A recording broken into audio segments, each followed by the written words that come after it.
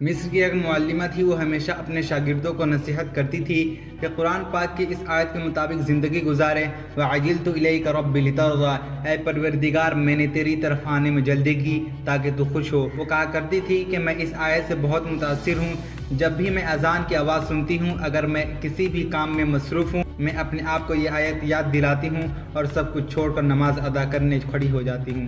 رات کو 2 بجے جب تہجد کا الارم بجتا ہے اور میں گہری نیند میں مزید سونا چاہتی ہوں تو آیات مجھے یاد دلاتی ہے اور مجھے جگاتی ہے۔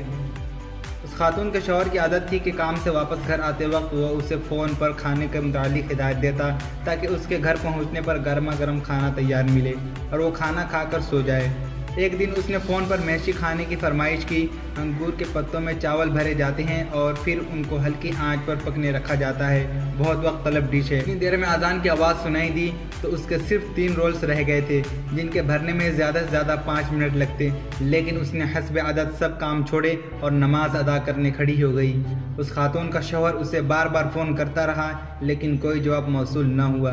جب وہ گھر پہنچا تو اس نے دیکھا کہ اس کی بیوی سجدے میں ہے اور کھانا ابھی تک تیار نہیں۔ اس نے دیکھا کہ صرف 3 رولز بھرنے رہ گئے ہیں تو اسے شدید غصہ آیا اور اس غصے کے عالم میں اس نے اپنی بیوی کو ڈانٹنا شروع کر دیا۔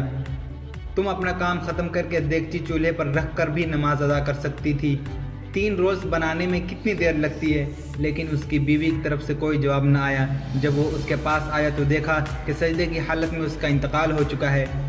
سبحان اللہ! اگر اس نے ہماری طرح یہ سوچا ہوتا کہ چلو کوئی بات نہیں، پہلے اپنا کام ختم کر لیتے ہیں پھر نماز پڑھ لیں گے، تو اس کا انتقال کچن میں ہوتا۔